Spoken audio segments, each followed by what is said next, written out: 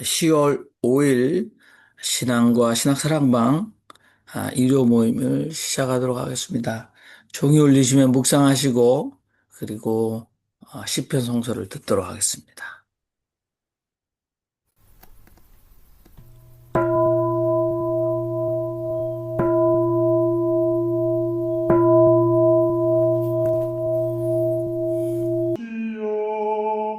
주 이름 빛나는 길 인도하시네. 나 비록 죽은 골짜 다닐지라도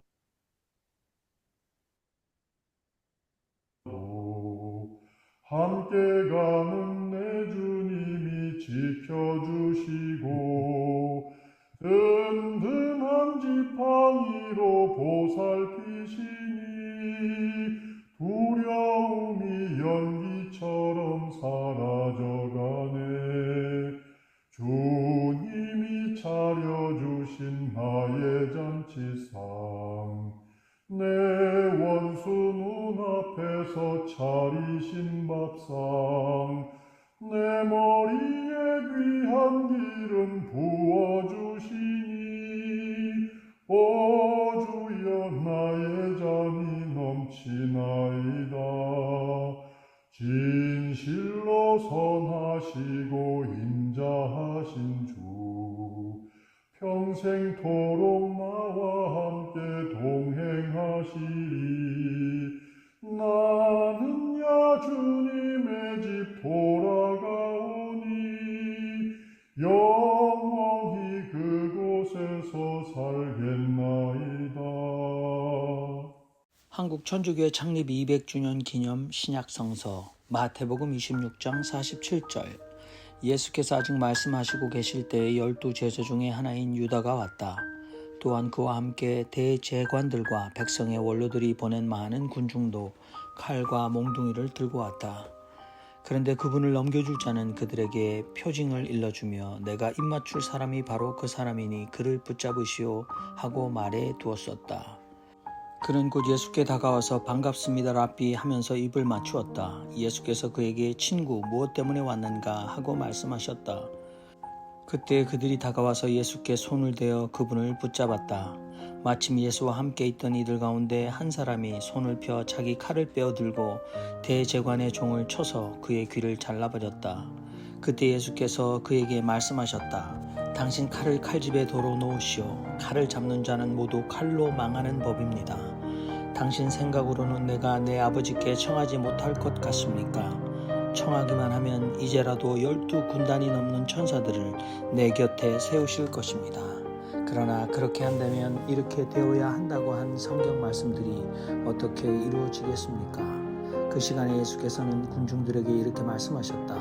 여러분은 강도라도 대하듯 나를 잡으러 칼과 몽둥이를 들고 나왔단 말이요. 내가 날마다 성전에 앉아서 가르쳤으나 여러분은 나를 붙잡지 않았습니다.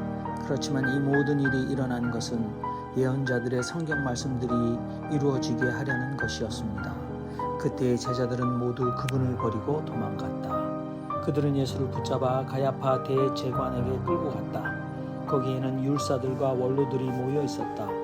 베드로는 멀찍이 떨어져서 예수를 뒤따라와 대제관의 저택에까지 이르렀다. 그는 안으로 들어가서 결말을 보려고 하인들과 함께 앉아 있었다. 대제관들과 온 의회는 예수를 죽이려고 그분에게 불리한 거짓 증언을 찾았는데 많은 거짓 증인들이 나섰지만 찾아내지 못했다. 마침내 두 사람이 나서서 말했다. 이자가 말하기를 나는 하느님의 성전을 헐어버리고 사흘 만에 세울 수 있다고 했습니다. 그러자 대제관이 일어서서 예수께 당신은 아무런 대답도 하지 않소. 이 사람들이 얼마나 당신에게 불리한 증언을 하고 있습니까? 하였다. 그러나 예수께서는 잠자코 계셨다. 그래서 대제관은 예수께 말했다. 살아계신 하느님을 두고 당신에게 맹세시키거니와 당신이 하느님의 아들 그리스도인지 우리에게 말하시오. 예수께서 그에게 말씀하셨다. 당신이 그렇게 말했습니다. 그러나 나는 여러분에게 말합니다. 이제부터 여러분은 인자가 전능하신 분의 오른편에 앉아있는 것을 보고 또한 하늘의 구름을 타고 오는 것을 보게 될 것입니다. 그때 대제관은 자기 겉옷을 찢으며 말했다. 그가 신성모독을 했습니다. 이제 우리에게 증인들이 무슨 필요가 있습니까? 보시다시피 지금 여러분은 저 신성모독의 말을 들었습니다. 여러분은 어떻게 생각하십니까? 그들은 대답하여 그는 죽을 죄를 지었습니다 하고 말했다. 이어서 그들은 그분 얼굴에 침을 뱉고 그분을 구타했다. 더러는 손찌검하면서 우리에게 알아맞추어 봐라. 그리스도야, 너를 후려친 사람이 누구냐 하였다. 베드로는 안틀 바깥쪽에 앉아 있었는데 하녀 하나가 그에게 다가와서 당신도 저 갈릴레아 사람 예수와 함께 있었지요 하였다. 그러자 베드로는 모든 사람 앞에서 부인하며 당신이 무슨 말을 하는지 나는 알지 못하겠소 하고 말했다. 그가 대문을 향해 나가고 있었는데 다른 하녀가 보고는 거기 있던 이들에게 이 사람은 나자렛 사람 예수와 함께 있었어요 하고 말했다. 그러자 베드로는 맹세까지 하면서 나는 그 사람을 알지 못하오 하고 다시 부인했다. 그런데 잠시 후에 서 있던 이들이 다가와서 베드로에게 정말 당신도 그들과 한패구려 당신의 말씨가 당신을 분명히 드러내 주니까요 하였다. 이에 베드로는 저주하고 맹세하면서 나는 그 사람을 알지 못하오 하였다. 바로 그때 닭이 울었다. 그러자 베드로는 닭이 울기 전에 당신은 3번이나 나를 모른다고 할 것입니다 하신 예수의 말씀을 떠올리고 밖으로 나가 슬피 울었다. 마태복음 26장 47절부터 체포되시다. 그리고 최고의회의 신문, 그리고 베드로가 스승을 3번 부인하다 라는 이야기로 구성되어 있습니다. 자, 마태복음 후반부 26장 후반부에 대해서 여러분 말씀을 나눠주시기 바랍니다. 예, 제가 먼저 말씀드리죠. 베드로의 그 부인에 대해서 코멘트하고 싶습니다. 저는 이 성서를 읽으면서 특히 복음서에서 최대한 이성적으로 접근하고자 하는 것이 제 일관된 입장입니다. 저는 이 베드로의 배신 이걸 보면서 뭐가 생각났냐면요.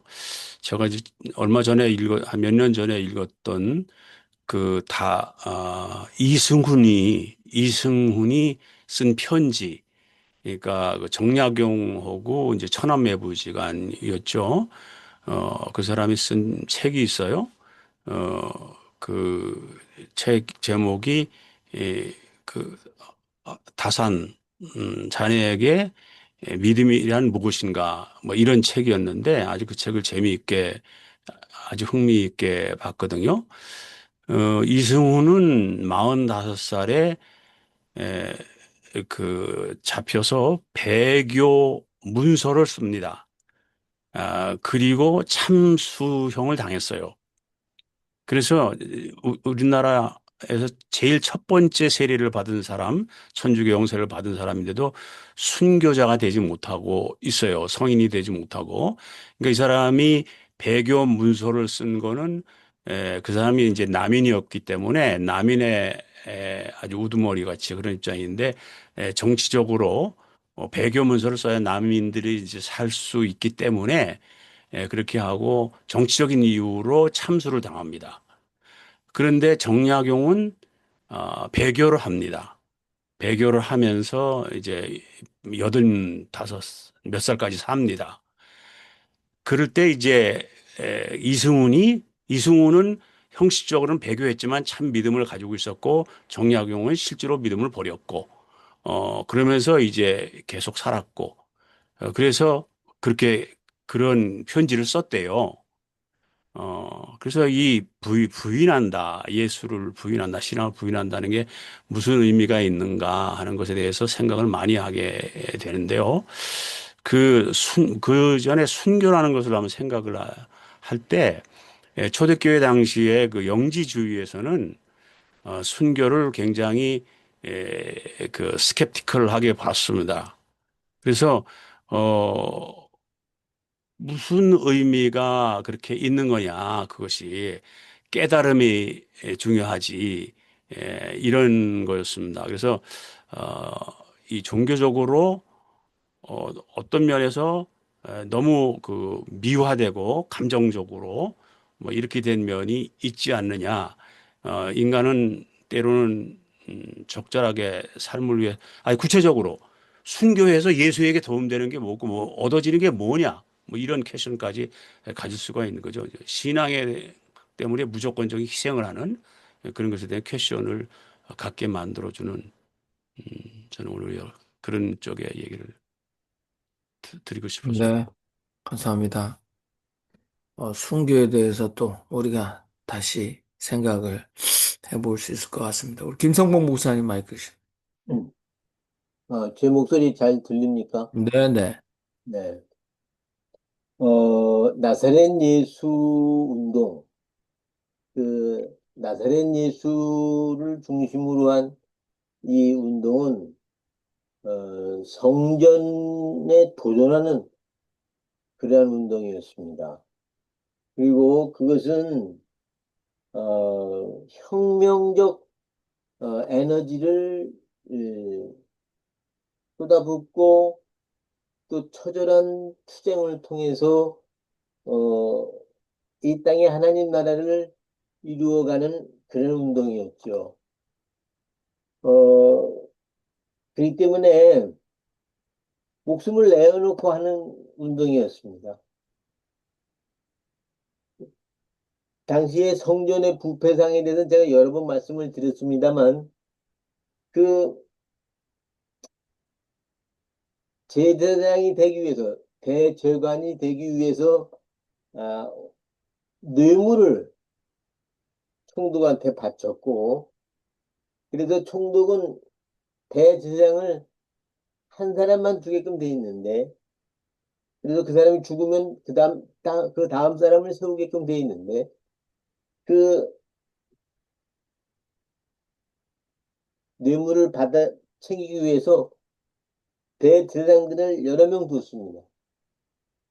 가야바, 안나스, 그다음에 알렉산더, 요한 해서 성경에 나와 있는 사람만 해도 네 사람이 이 대제사장을 세우는 그 법을 어긴 무법천지의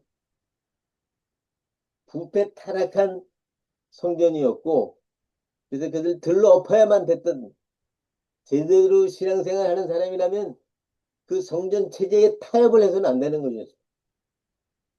이게 저항하고 도전했던 그 사람들의 우두머리가 나사렛 예수였습니다.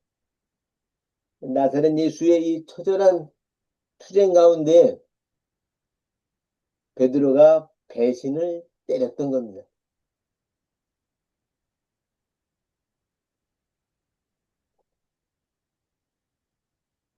끝까지 이 운동이 성공할 수 있었다면 하는 아쉬움이 많이 남는 대목이 바로 오늘 마태복음의 말씀이 아닌가 생각해 봅니다. 이상입니다. 네, 감사합니다. 예수와 성전, 네, 특별히 예수의 처형의 근거가 신성모독인데요.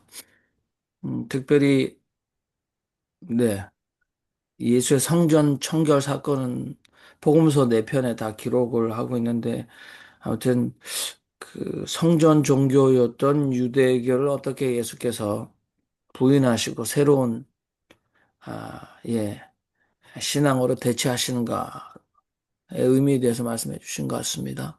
또 다른 분들도 편안하게 일단 말씀해 주시죠. 뭐 베드로가 3번 부인하는 일은 우리가 굉장히 많이 목사들이 설교의 본문으로 삼았는데 아무튼 그것도 혹시나 여러분 생각 있으시면 다른 생각이 있으시면 말씀해 주시기 바랍니다.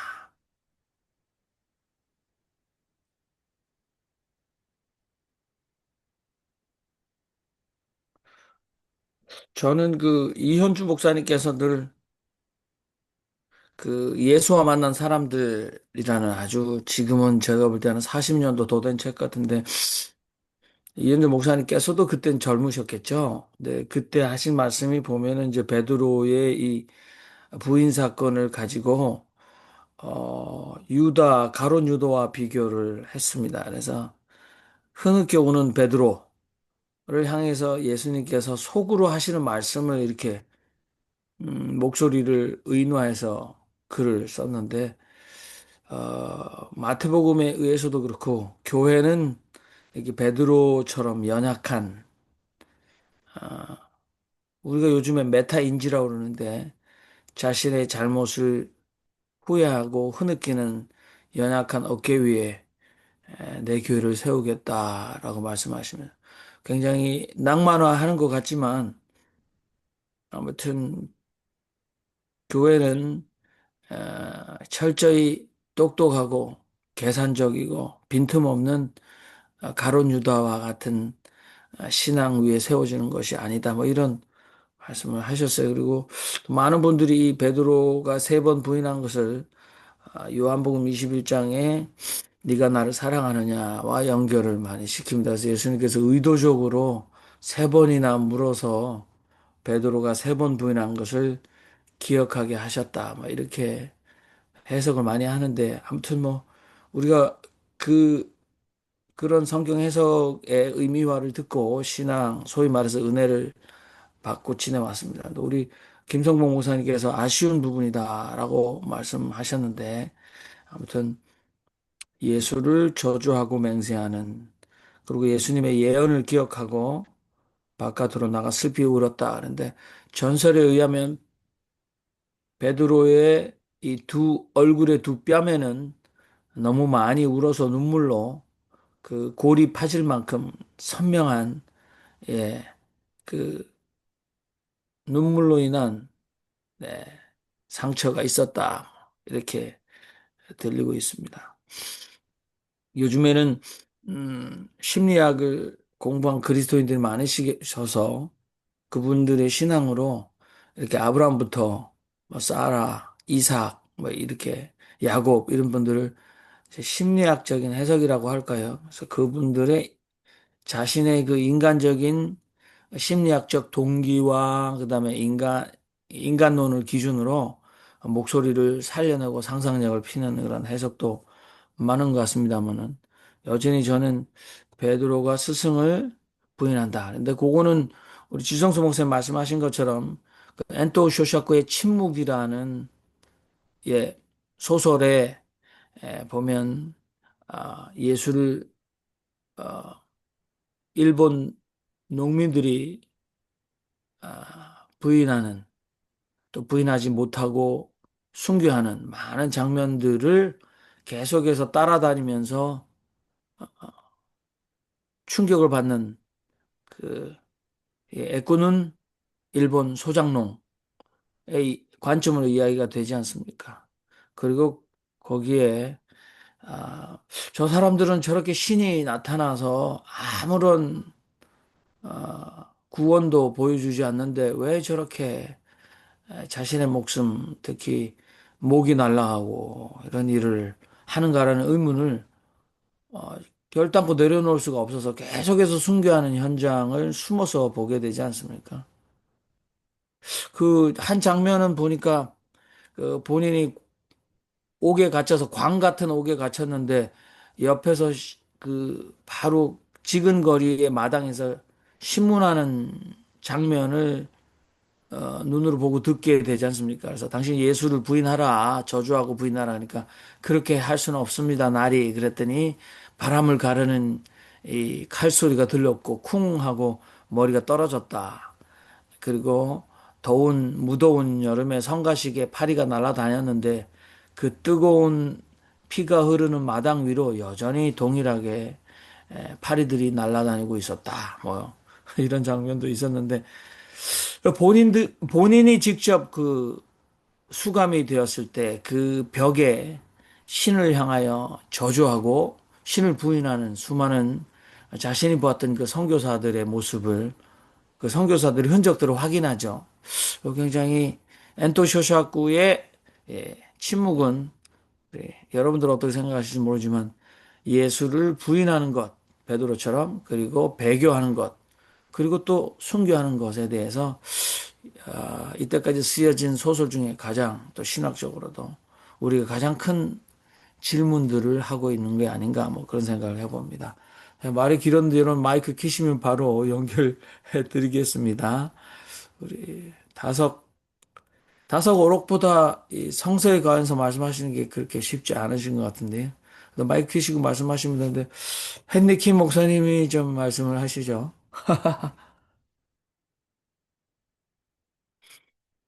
제가 늦게 와가지고 뭐 할 말씀은 없고요.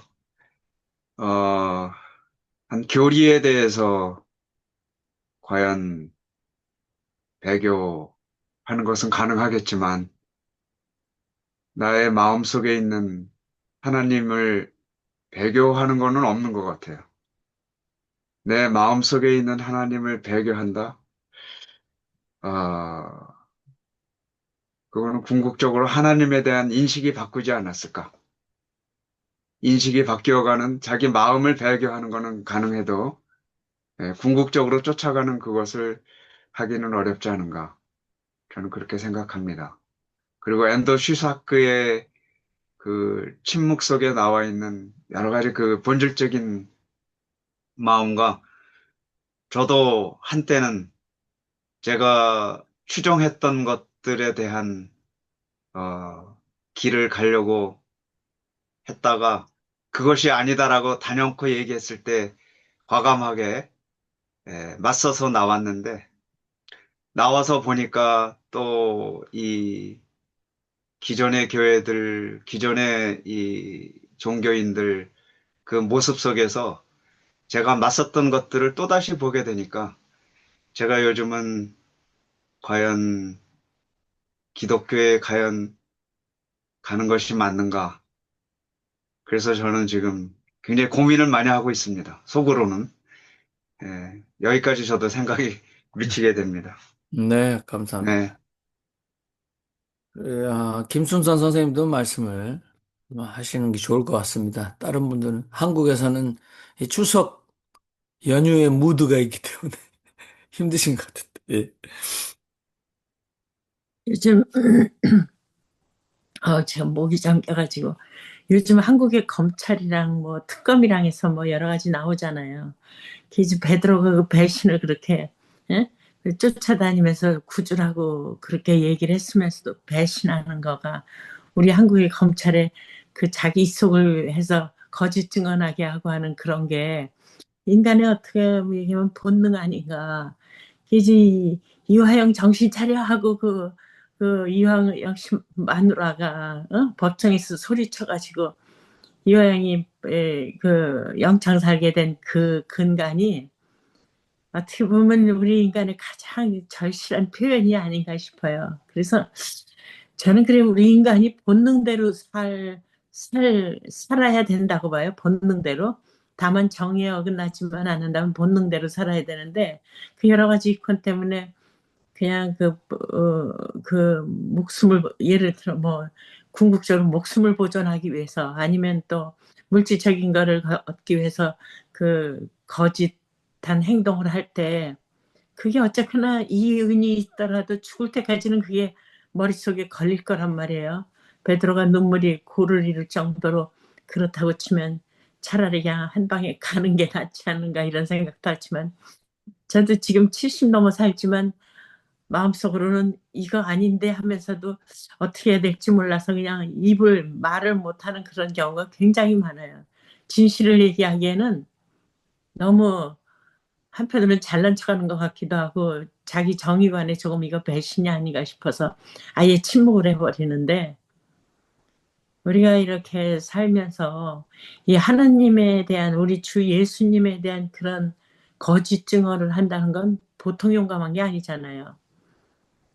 그래서 우리 인간이 결코 신을 부정하고는 편안히 살 수 없다는 그런 그 좁은 그 1km밖에 안 되는 뇌 속에서 과연 어떤 게 옳고 그른다는 걸 판단하는 건 아직도 제가 자신이 없어요. 우리 성경에 좋은 본보기가 많지만 나는 과연 어떤 데 서야 되나 하는 게 늘 그냥 자신이 없어요. 감사합니다. 네, 감사합니다. 네. 또, 우리 또 이러면 뉴욕, 뉴저지 신신사의 모든 분들이 다 발언하고 계신데. 우리 양보영 선생님, 아이고, 발언하시기 감사합니다. 바랍니다. 제가, 아니, 지금, 김수상 선생님께서 얘기하시는 거 듣고 생각이 났는데요. 저기, 한강 책에 이런 얘기가 있더라고요. 진리가 어리석음을 없앤다. 진리가 어리석음을 없앤다는 말이 있어요. 그래서 내가 보니까 어리석은 자들은 진리를 말을 하지 않는구나. 그래서 우리나라에 그 사건 난 거 다 거짓말 시키는 사람은 어리석다고 봐야 되겠다. 진짜 거짓말을 우리가 인간은 누구나 다 시켜봤지만 우리 선의의 거짓말이 있고 정말 남을 아주 나쁘게 하기 위해서 거짓말 시키는 거 이게 어리석은 자들이거든요. 그래서 진짜 우리가 진리가 어리석음을 없앤다. 어쩜 이렇게 그렇게 어리석은 자들은 진짜 김건희부터 윤석열이 보면 우리나라에서 최대로 어리석은 자다. 진리를 모르는 자니까. 그래서 내가 생각이 났습니다. 감사합니다. 네. 김건희 씨가 한가위를 맞이해서 국민들을 향해서 옥중에 기도해드리겠다. 잘 버티고 있다. 뭐 이런 메시지를 냈다고 하는데 누구한테 기도할까 궁금해요. 아무튼 뭐 우리 양본 선생님 초지일관 여러분들에게 예수는 하나님이시다. 옆으로 나가지 말라. 이런 이제 가이드라인을 늘 주시고 그다음에 윤석열은 김건희는 악질이다. 근데 오늘은 아주 어리석다. 예, 우리가 본받지 말아야 할 인간의 어리석음의 전형이다. 이렇게 말씀을 해주셨어요. 다른 분들도 말씀해 주시면 좋겠는데 우리 김순산 선생님께서 말씀하시는 거 들으니까 저는 뭐 제가 소설을 안 좋아해서 그런지 모르겠습니다만은 신학책만 너무 많이 읽어가지고 머리에 이상이 생긴 것 같습니다만 우리 이현주 목사님 책을 또 얘기해야 되겠네. 성서와 민담. 그 중에 제주도의 매고할망, 아주 아리따운 세댁은 포수인 남편과 함께 행복하게 살았는데 어느 날 그 동네에서 그 이웃 동네에 남편을 형님 하고 따르는 포수와 함께 사냥을 하러 나갔죠. 그리고 해가 저물고 이상하게 돌아오지 않은 남편은 결국 이웃마을 후배 어, 포수가 상처를 입고 돌아와서 형님을 구할 수 없었고 맹수에게 형님은 희생당하셨다. 그 비극적인 소식을 들려주지 않습니까? 그래서 마음에 상처를 입고 지내다가 사냥감을 나누어주고 잘 대해주는 그 동생과 결국은 결혼해서 평생을 살아서 늙은 할미가 됩니다. 근데 어느 날 비가 오는데 대청 마루에 앉아 있는데 자신의 무릎을 베고 있던 남편이 희죽희죽 혼자 웃고 있습니다.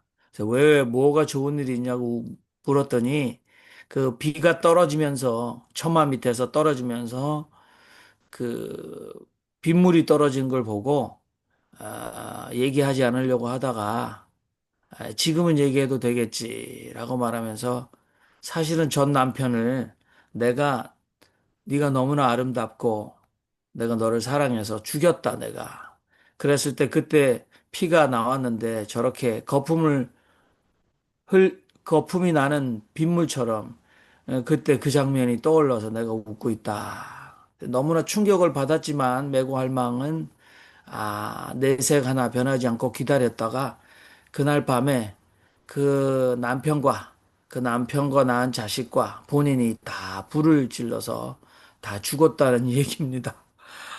네, 그게 그 인간의 어리석은 일로 평생을 속이고 살았지만 진실이 드러났을 때 그 메고할망은 스스로도 낳은 자식도 남편을 죽인 현재의 남편도 다 불로 심판했다는 이야기인데 물론 이현주 목사님 제주도 4.3 사건을 가지고 그렇게 민담 이야기를 썼습니다마는 사람이 그렇게 어리석음으로 거짓을 했을 때 아무튼 여러분들이 의미화는 다 하시기 바랍니다. 그러나 매고 할망은 반드시 처벌하셨다. 그렇다면 우리가 인간지사 정의가 세워지지 못하는 일은 제발 좀 신이 개입하셔서 종말에라도 심판을 좀 해주기를 바라는 게 또 우리 신앙이 아닐까 하는 생각을 해봅니다.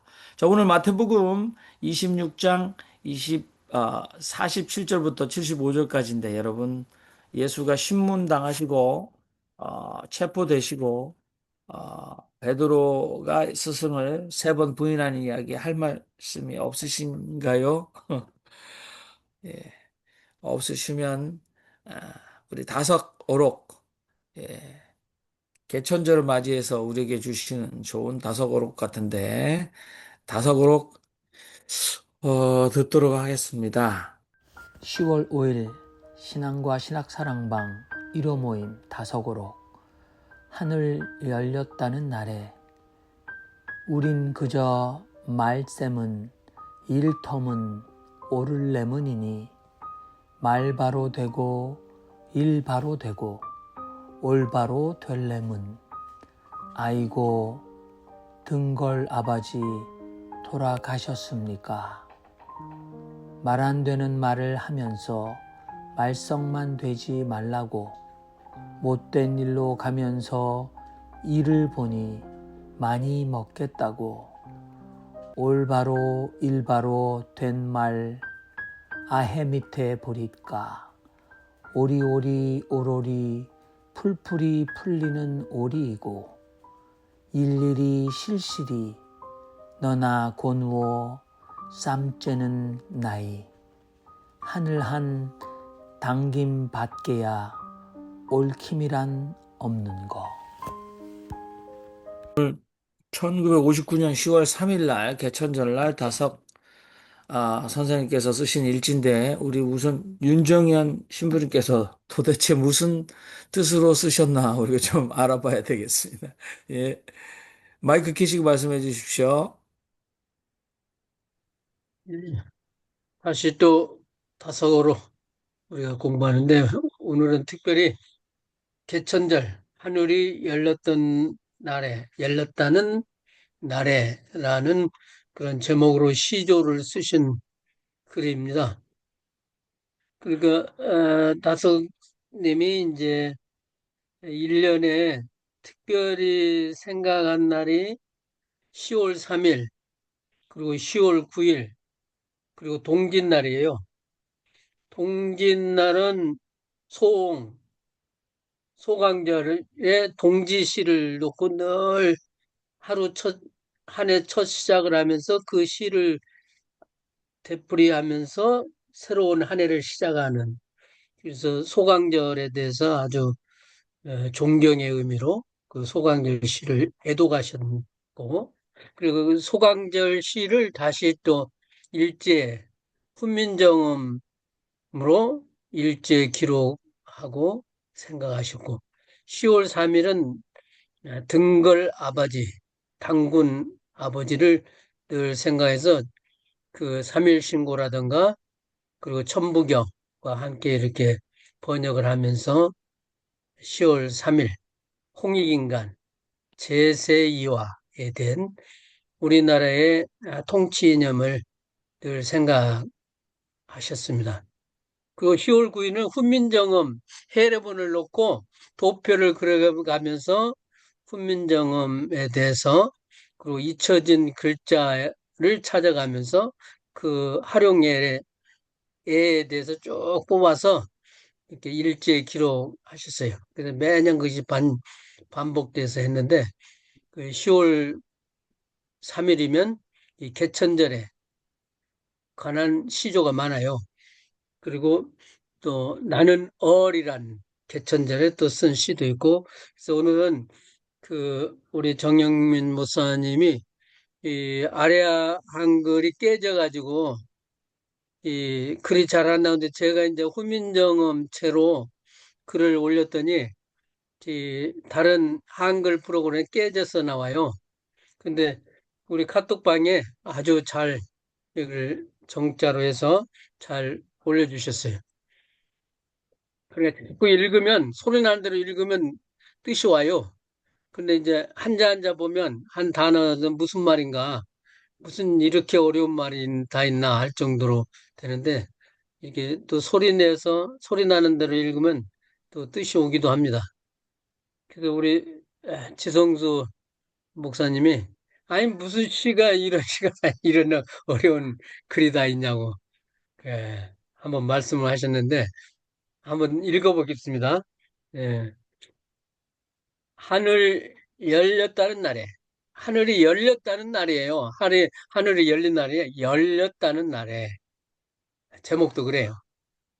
예, 하늘을 열었다는 날도 아니에요. 개천은 하늘을 열었다는 말이잖아요. 근데 하늘이 열렸다는 날에 우린 그저 말 때문 일터문 오를래문이니 말 바로 되고 일 바로 되고 올 바로 되려면 아이고 등걸 아버지 돌아가셨습니까? 우리 홍익은 재생 그러니까 이 도운 이 통치 이념이 지금 엉망진창이 사람들이 지금 거짓 뭐 바른 있게 살지 않고 진리대로 살지 않고 어리석으니까 10월 3일 날 등걸 아버지 당군 아버지 등걸은 당군을 뜻하거든요. 등걸 단단자가 박달나무 단자인데 그 등걸 나무의 중심도 등걸에서부터 시작해서 우리 민족의 등걸은 당군이잖아요. 그래서 등걸 아버지. 당신의 정신은 돌아가셨습니까? 없어졌습니까? 예, 그런 질문이에요. 한국 사람들이 이게 좋은 이 사상으로 통치 이념으로 홍익인간, 인간을 널리 이롭게 하는 그런 말씀을 이렇게 가지고 사시는데 지금 어떻게 등걸 아버지 돌아가셨어요?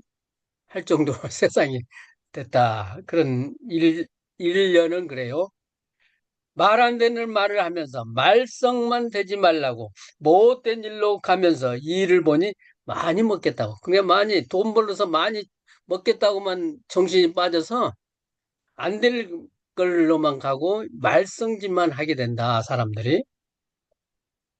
그래서 올바로 일바로 될 말 아예 밑에 보리까. 아이 밑에서나 우리가 그런 거를 볼 수가, 아이는 순수하잖아요.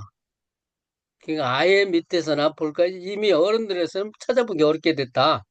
그런 이연의 내용이라고 할 수 있게 오리오리 올오리 풀풀이 풀리는 오리고 이분은 이제 반복 그 시어를 쓰면서 이 재미나게 이렇게 연결해서 생각하기. 근데 올이라는 거는 올레자예요. 오고 있는 그런데 그럼 오고 있는 올오리 풀풀이 풀려 올이 풀풀이 풀려야 하잖아요. 많이 실이 엉클어졌어도 올올이 풀리잖아요. 우리 사상이 다 엉클어지고 우리 홍익인간 개념이 완전히 뭐 얽혀서도 올올이 풀풀이 풀리는 오리이고 올 거다. 일일이 실일이 너나 고누어 이렇게 함께 짜서 고누어 함께 엮여서 짬째는 나이 배짜는 그 나이 하늘 한 당김밖에야 옳킴이랑 없는 거. 하늘에서 크게 이렇게 당겨주고 하늘이 우리를 세워줘야 올바른 키움이란 건 없다. 하늘이 이렇게 우리를 키워주자면 올바른 옳킴, 올바른 키움은 없다. 없는 거 아닌가? 이런 내용이. 한번 여기 카톡에 나와 있는 우리 정영 목사님 올리는 그 글을 보시면서 이 얘기를 나누면 고맙겠습니다. 감사합니다. 네, 여러분 하늘 열렸다는 날의 개천절에 다석 선생님 시조 쓰신 겁니다. 그렇다고 정 목사님 그 카톡방에 올린 그 글 쓴 거, 글씨체, 이거 어디 출처가 제가 어디에? 손으로 쓴 건데요. 응. 정 목사님 쓰신 거예요? 예, 손으로 직접? 그냥. 이거 뭐 아, 그냥 평소에 쓰는 대로 빨리빨리 써가지고 올려. 그래요? 예, 어, 글 자체 만들어도 되겠네요. 어, 예, 핵심적인 단어가 등걸 아버지인 것 같아요. 등걸 예. 아버지, 그거를 풀어주시니까 윤정희 신부님께서 이 등걸 아버지가 당군 아버지다. 라고 이렇게 설명을 해주시니까 이게 전체가 이해가 확 되는 거예요. 예. 댕구루라는 단어를 이렇게 썼는데 그걸 등걸이라는 걸로 이렇게 거기에 연상이 안 됐던 거죠. 그래서 그 등걸, 단군 이 설명을 들으면서 아주 제가 정말 기분도 좋고 감동이 됐습니다. 근데 그 단군을 회복하자. 예. 근데 저는 단기 몇 년이라는 단어도 이제 써야 된다고 생각하고요. 이 단군 시대, 고조선 단군 시대를 우리 역사 속에서 정사로 회복하는 운동을 이걸 다섯 선생님을 쫓아가는 모든 사람들은 우선적으로 좀 단군을 회복하는 일을 해야 되지 않겠는가 그런 생각을 좀 가져봅니다. 이상입니다. 네. 감사합니다. 우리 뭐 네, 한 가지 체크를 해보셔야 될 것 같은데요.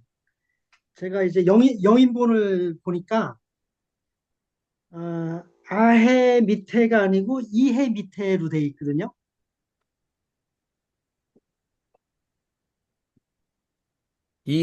사람이 머리로 이해한다. 그러니까 여기서 이해는 올해 안에 이란 뜻으로 봐야 될 것 같다는 생각이 들어요. 올바로 일바로 된말. 예, 몇 아유, 년도죠? 몇 년도에 쓰신 거죠? 59년 10월 59년. 3일, 59년 10월 3일. 59년 하고도 10월 3일이라. 갖고 계시군요. 김성복 목사님도. 그러면은 우리 신인수 선생님 만일에 형님, 그게 아해가 아해가 아니라 아니고 이해네, 이해 맞네요. 예. 예, 아유, 고맙습니다. 잘 찾아주셨어요.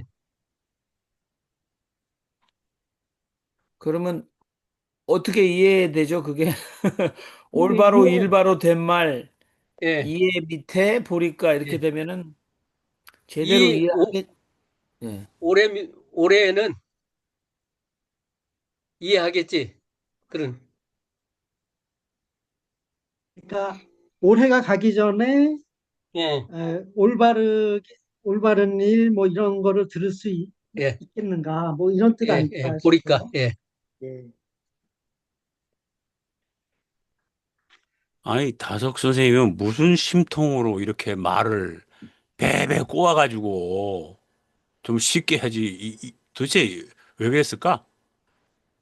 예, 그 당시 국어 아닐까요? 그 당시 국어. 그 당시 사람들은 이를 읽으면 이해를 하지 않았을까 한데 아니, 50년 전인데 뭔 소리야. 그거는 아닌 것 같고, 말을 만들어, 일부러 재미로 이 양반이, 예? 말을 만드는 취미를 가지신 거 아닌가. 그런 생각이 을 들어. 만든 취미도 있지만 가지고도 오셨지만은 그렇지. 훈민정음을 될 수 있는 찾아서 그대로 쓰셨어요. 훈민정음에서 사용하는 것들, 잊어버렸던 걸 찾아서 활용하시고 사용했어요. 그 발음은 어떻게 하는가까지 다 도표까지 그랬어요.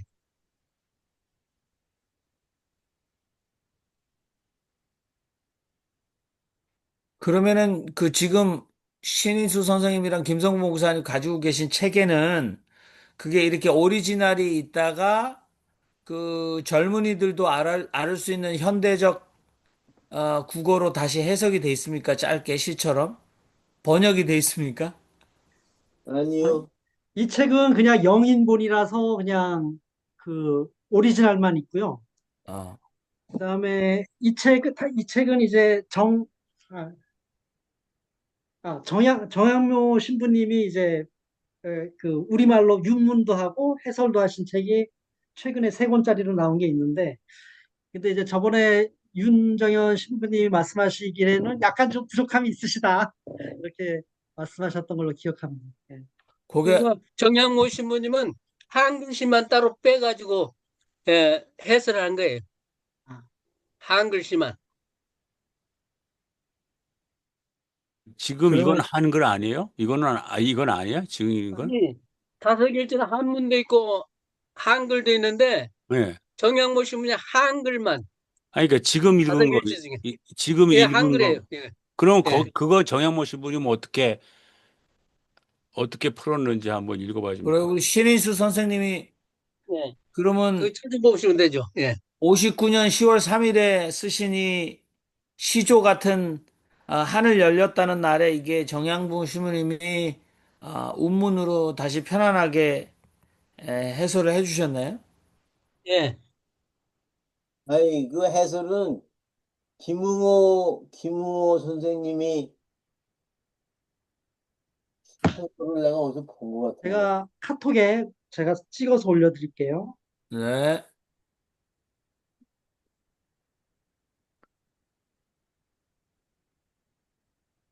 아무튼 네.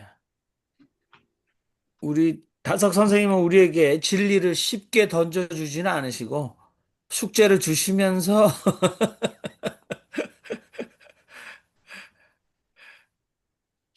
네, 우리 한국, 신인수 선생님께서 올려주셨네요.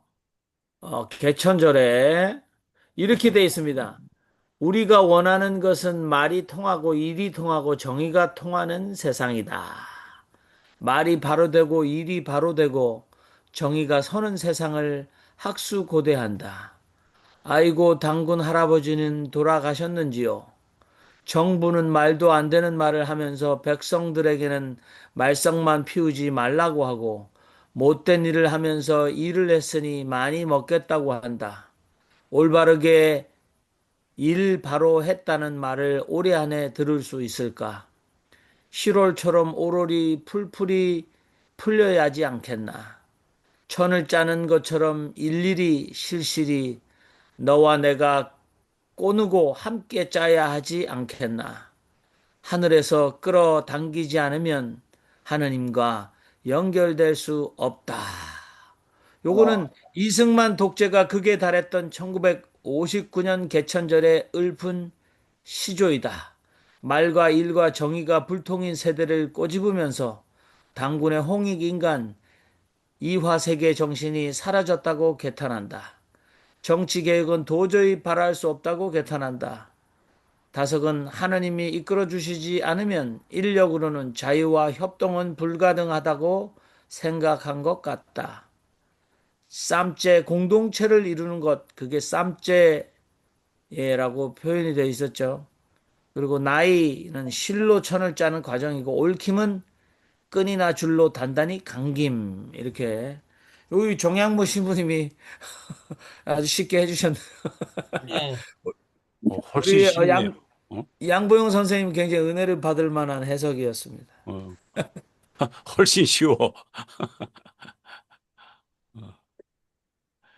예, 우리 이승만 독재가 극에 달했던 1959년도에 윤석열의 검찰 독재가 극에 달했던 시대에 살으셔서도 비슷한 시조를 쓰셨을 것 같은데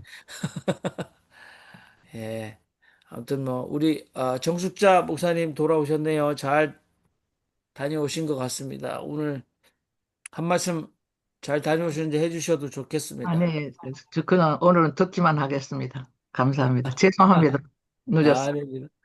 예, 개천절에 그리고 기독교인들은 개천절 하면 단군 이 꺼내기만 해도 교회 안에서 우상 숭배다 이렇게 바로 나가기 때문에 우하고 우상 숭배다 이런 얘기를 했습니다는 단군 뭐 신화 이렇게 표현하는데 의미를 도무지 예 우리 오늘 이 시대의 삶 가운데 또는 한국이라는 정부와 국가와 뭐 국민 이렇게 나라 가운데 펼칠 뜻이 없는 것 같습니다. 근데 아무튼 우리 다석 선생님께서 당군 할아버지라고 말하면서 네, 홍익인간 제세이와 굉장히 전 세계가 다시 귀 기울여도 훌륭한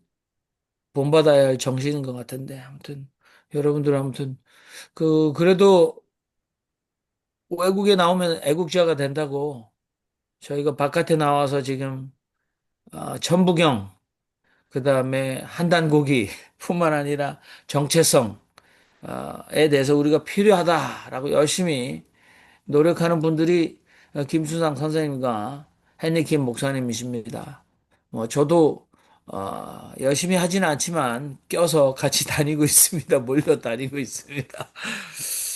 그, 단군 이야기, 이 단군 세기뿐만이 아니고 중국 사서에 나오는 그 모든 것을 정리해 볼 때, 고조선은, 분명히 있었던 나라이고, 실체가 있고, 지금 요화, 요화 문명은 고조선 문명이다.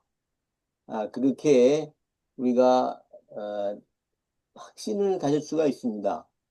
그래서 우리가 이제 이 단군을 중심으로 하는 뭐 단기 몇 년이라는 그건 하나의 껍데기지만 단군을 중심으로 하는 우리의 역사를 회복하는 일에 우리 그리스도인들이 앞장서야 되지 않겠는가 하는 것입니다. 그 단군 설화를 통한 그 단군 이야기를 전부인 양 알고 있는데 그거는 단군 이야기를 아주 어,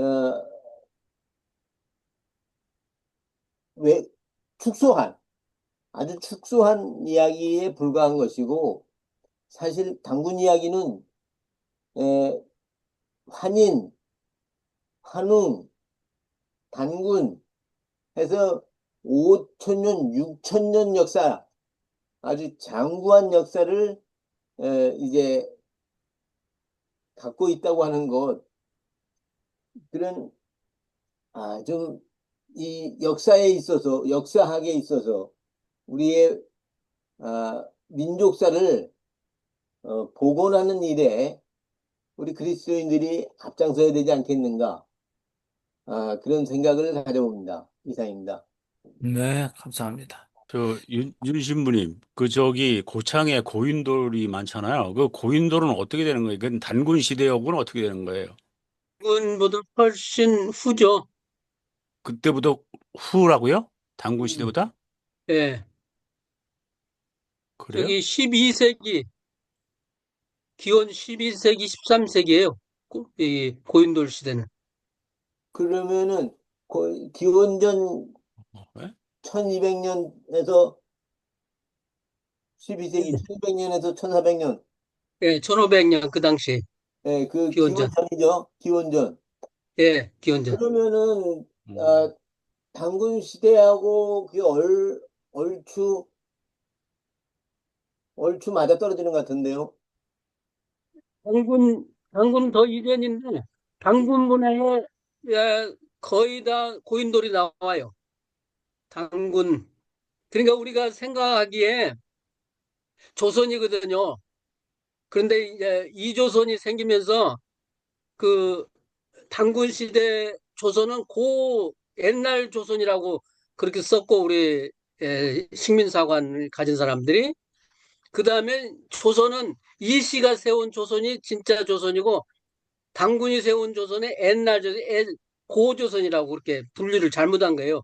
그러니까 조선은 이씨 조선이고 진짜 조선은 당군 조선 그렇게 우리가 명칭을 해야 돼요. 고조선이라고 하면 안 돼, 이제는. 음, 옛날 본래 조선이 그지 조선. 네, 이 씨들이 세운 조선 때문에 고조선이라는 말이 생긴 거예요. 네. 그러니까 조선이 그때부터 시작했고 그 다음에 이시조선은 이제 1392년에 생겼다고 보고 그 다음에 당군 그 흔적들이 카자흐스탄과도 당군이라고 하고 아스타르라고 해요. 아사달, 아스타르 해야죠 수도예요. 그 다음에 몽골 거점은 당군, 탱그루, 당고레, 당골레 이렇게 다 그 써요. 지금도 당군이 그렇게 약간씩 변화가 된 거죠. 그러니까 우리 그, 김성복 목사님 말씀하신 것이 신화 일본 식민사관까지 신화로 치부했는데 역사가 있는 거라고 지금은 얘기를 하고, 그 다음에 고고학에서도 유전자 검색까지도 하기 때문에 지금 이제 홍산문화가 만년까지도 밝혀지잖아요. 네.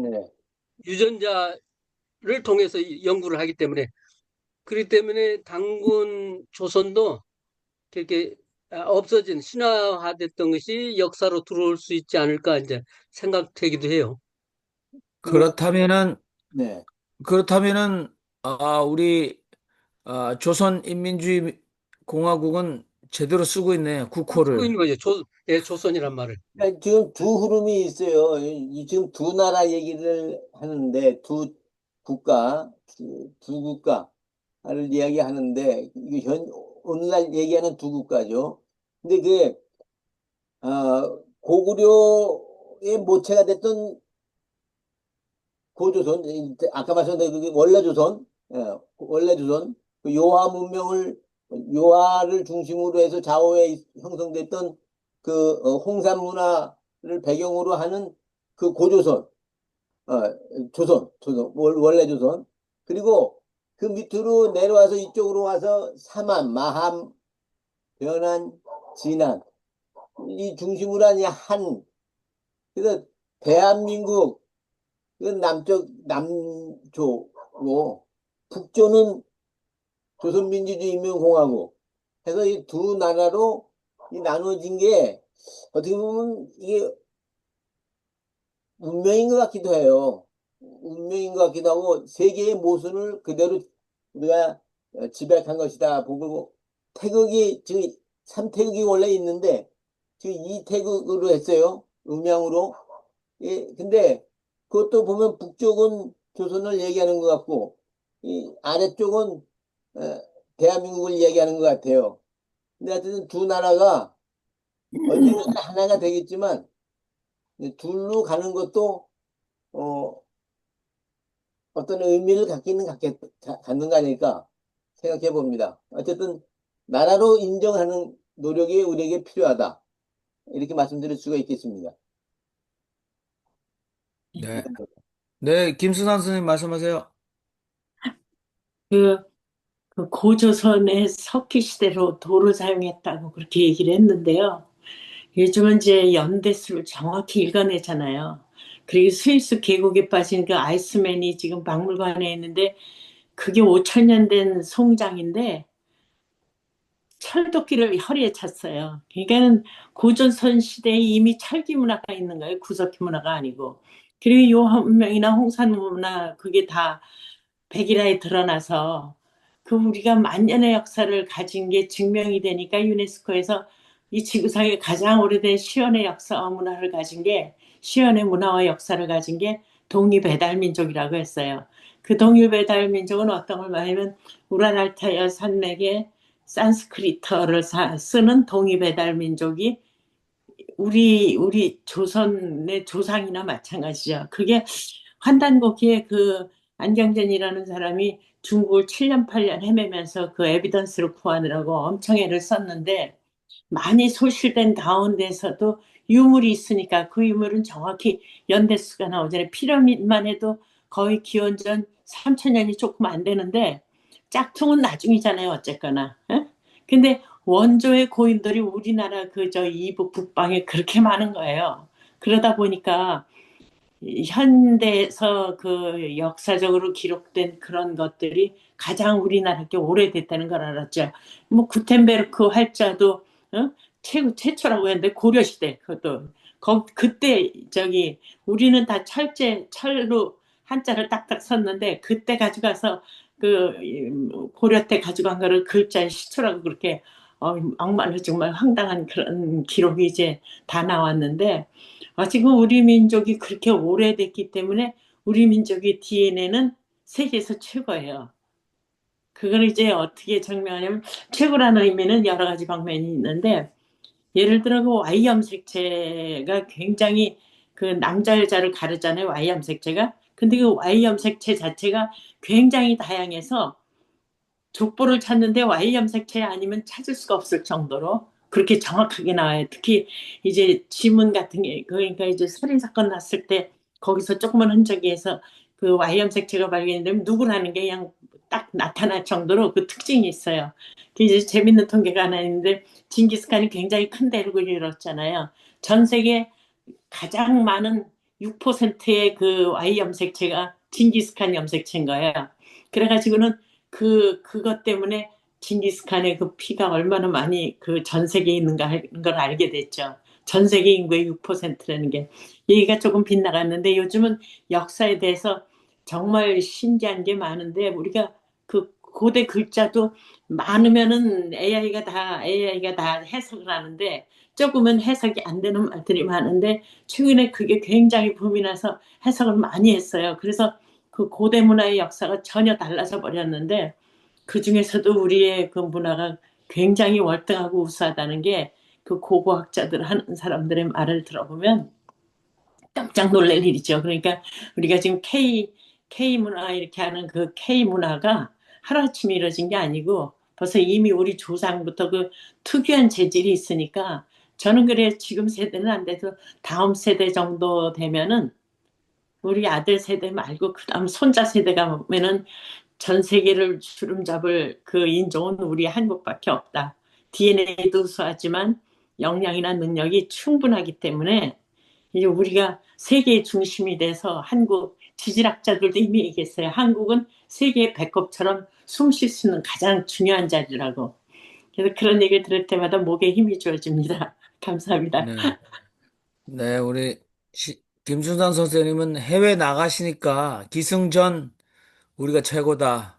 니네들 기다려라. 이걸로 예. 항상 결론 나는 게 이해해 주시기 바랍니다. 저기 잊어버리기 전에 지금 말씀하셔서 저기 광고 하나 드립니다. 저기 지금 DNA 분석 그거 얘기하셔서 생각나는데 저 넷플릭스에서 희생이라는 심리 드라마가 아니고 뭐라 그래야 돼요? 심리 조작은 아니고 뭔가 하여튼 그거 꼭 보시기 바랍니다. 희생. 2018년도에 된 건데요. 만드는 건데 그러니까 DNA를 검색을 하니까 어떤 사람 하나가 한마디로 뭐 멕시코 피 몇 프로, 우랄 알타이거의 몇 프로 이렇게 나와요. 그렇게 2018년도에 벌써. 그러니까 내가 한국 사람이다 그러면 완전히 한국이 아니라 뭐가 어디서 뭐가 몇 퍼센트가 퍼센테이지로 정확하게 나오더라고요. 꼭 한번 보시기 바랍니다. 그 DNA가요. 지금 이제 우리 사람은 9만 개 정도로 생각하는데 개 같은 경우는 12만 개 더 많아요. 그러니까 우리 지구상의 모든 생태계가 이게 침팬지 정도는 우리 인간의 한 80% 되고 그러니까 DNA 숫자로 영리하고 이런 게 아니라 각 개성의 표시죠. 그러니까 지금 그 DNA 구조를 식물 쪽에서는 마음대로 해요, 인간이. 그래서 마치 땅 속에서는 땅콩이 열리고 땅 위에서는 토마토가 열리게 만들 수가 있어요. 근데 그렇게 하면 이제 경제적인 여러 가지 문제 때문에 안 되니까 못 만드는 거지. 식물은 원하는 대로 이걸 조합을 하는데 동물은 아직까지 그 경지에 못 가서 무작위로 해서 그게 여러 가지 예를 들어 이제 염통이 2개가 된다든지 이렇게 또 인슐린을 만드는데 돼지한테 넣어가지고 만든다든지 여러 가지 있지만 의도적으로는 아직 못하기 때문에 줄기세포 이렇게 하는 건 다 사기예요. 아직까지 그게 성공을 못했어요. 근데 이제 줄기세포 안에 있는 모든 그 DNA를 우리 인간이 어떤 인간이 특성이 있다는 거는 아주 그냥 100%다 나오죠. DNA 검사를 하면. 그래서 우리가 가지고 있는 9만 개의 DNA가 온 지구상의 생태계 모든 것이 조금씩 섞였어요. 그러니까 우리가 동양 사람이라 그래도 잘못하면 흑인도 날 수 있고 백인도 날 수 있어요. 어떤 상황에 따른 10,000분의 1, 뭐 100,000분의 1의 확률로. 그러니까 DNA로 인종을 가르는 그런 거는 이제 구시되고 우리 인간은 하느님이 만들어준 아담이야를 친다면 한 민족인데 살아가면서 조금씩 달라지는 거죠. 식물도 그렇고 동물도 그렇고. 네. 네. 그러니까 지금 3,000% 빠진 것 같아서 그런데 이 동골 아버지 이 단어가 오늘 꽂힌 것 같습니다. 단군 할아버지라고 우리 얘기를 하는데 이 단군의 역사가 기독교의 역사하고 기독교 교회하고 이게 적대시돼서는 안 된다고 생각합니다. 기독교 교회는 단군 할아버지 이 역사를 수용하고 인정하고 그리고 복음을 전해도 하등의 갈등 요소가 없다고 하는 것을 우리는 정립해야 될 것 같습니다. 이상입니다. 네, 감사합니다. 예, 그러면 우리가 마무리를 하겠습니다. 이 시간은 여러분 기도하는 시간인데요.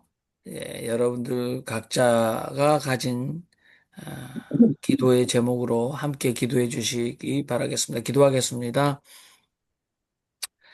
널리 인간을 이롭게 하는 일이 어찌 우리 이웃들만 포함하겠습니까? 지상에 살고 있는 온 생명이 다 하나님의 형상으로 지음받은 불가촉 귀인인데 인간이 인간을 억압하고 죽이는 비극이 언제까지 되풀이 되는 것을 지켜만 보고 있어야 하는지 하늘이 열린 날에 시를 쓰신 다섯의 마음으로 오늘 우리 시대에 널리 인간을 이롭게 하는 사명이 우리에게 있음을 다시 한번 자각시켜 주시옵소서. 아멘.